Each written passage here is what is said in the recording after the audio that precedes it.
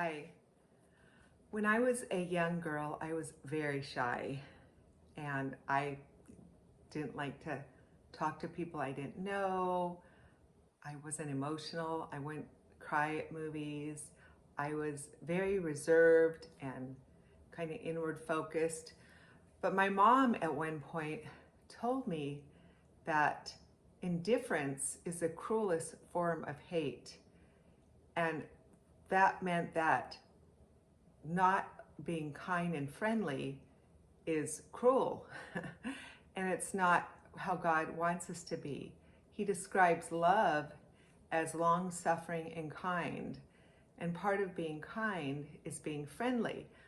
I remember watching my sisters who were very outgoing and had a lot of friends and very friendly. We'd go to some place near or any place at church and they would be welcoming people, saying hi to people and talking to people. And I always wish I could be that way, but it's just like I felt like I was just made this way. And then in 11th grade, I became a cheerleader. I was a cheerleader for 11th and 12th grade.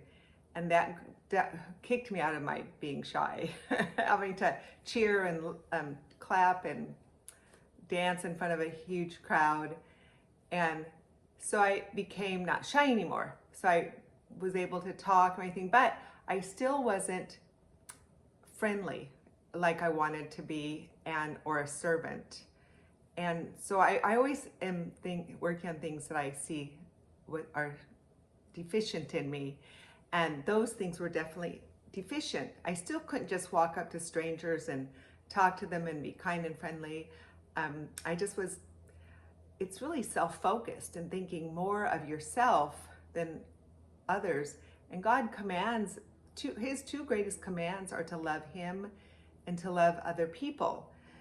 So I was determined to become friendly. And so I just started loving people, caring about them, asking them questions, going up and introducing myself. And now it's easy to me. I go on walks and anybody I see, I say something, make up a conversation, or in my neighbors, I'm friendly to all my neighbors. I have a great relationship with all my neighbors because I'm out there all the time, either weeding, working in my front yard, or being with my grandchildren. So I have a lot of opportunities to talk and be kind and friendly to my neighbors. And I always have a garden flag in my front yard, and it has some type of a Bible verse or acknowledgement that I am a true believer in Jesus Christ. Like the flag out there now says, "As for me and my house, we will serve the Lord." And I want people to know I'm a believer in Jesus Christ by the way I act. If we're an indifferent, not friendly and kind and loving, people look at us and go, wow, she claims the name of Christ, but she doesn't seem any different than other people. So it's something that we must teach our children. I know some children are like some of my grandchildren are just outgoing and joyful and they just talk to everyone, it's just part of their nature. And then other ones are very shy and timid, and so I talk to them about learning to love other people as much as you love yourself, and being kind and asking questions and not being shy. It has to be trained in your children. In fact, one of my sisters had a very shy, introspective son. And so she had a friend. She planned this all out. It was going to come over and knock on the door, and she was going to introduce her son to this woman. And so this woman came over, and her son didn't say hello. He wasn't friendly. He didn't kind of looked at the ground. So she took him upstairs and administered some discipline to him. They tried it again a little while later, and when the woman walked in the door, he looked into her eyes and said hello. That's a really important thing, teaching your children to look in people's eyes and not looking downcast or at the floor, but looking into their eyes and saying, hi, how are you? My name's Lori, or whatever your name is, and then, how's your day going? Like one of my grandchildren she's very outgoing and friendly. Her mom will call me and FaceTime me often, and she'll go, Grandma, so what are you doing today? How has your day been? What are you going to do tomorrow? She just so warm and friendly. It's just part of her nature that God gave her. But other people like me, it wasn't. And I had to learn. None of us are born godly or perfect. We need to grow in the wisdom and the knowledge of the Lord, and we need to become what God calls us to be. We go to a church now, and our pastor is the warmest, most friendly pastor I've ever been under at a church with. He, in our whole church, is just warm and friendly. I know so many people, and they're so kind and loving, and we've stayed after church for a long time talking with people. And anytime I brought my children and their families, my pastor comes right to them, or I take them up to him, and he gets on his knees and asks each little child what their name is and how old they are.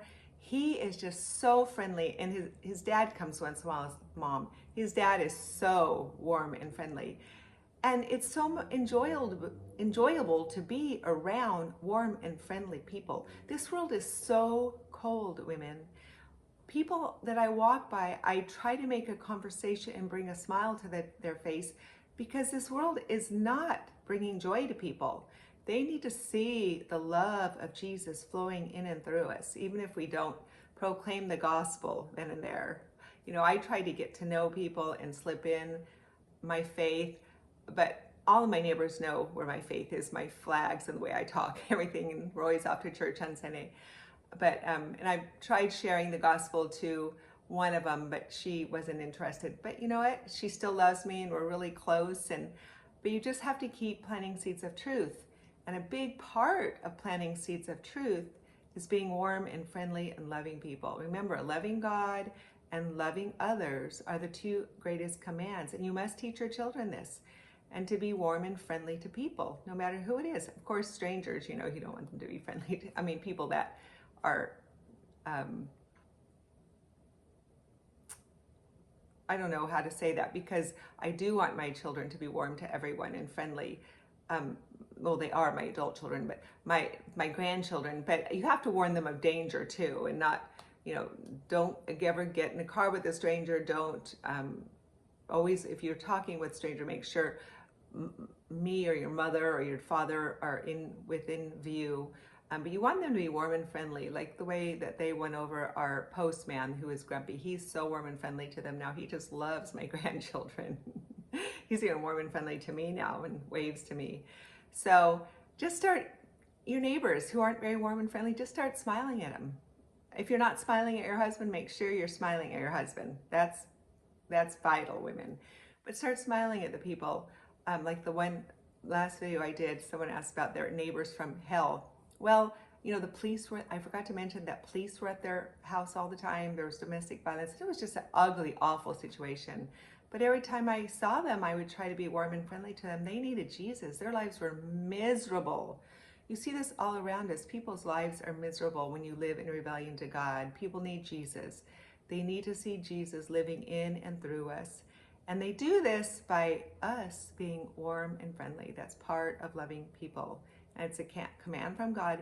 And let me tell you, women, it's so much more enjoyable to live a life of being warm and friendly and loving to serve other people. I wasn't that way at all when I was young.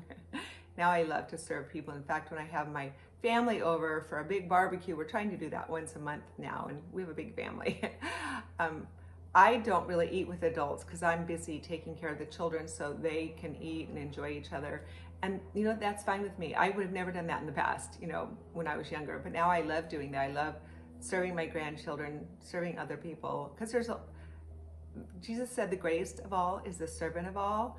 And it does make you far more filled with joy and happy to be giving of yourself, being warm and friendly and serving and loving. God's ways are so good. Anyway, talk to you later. I'm going to try to make another video about emotions and feelings, and I'll try to do that in a week or so, or a few days. I don't know. It just depends on when I'm feeling up to it. Talk to you later. Bye-bye.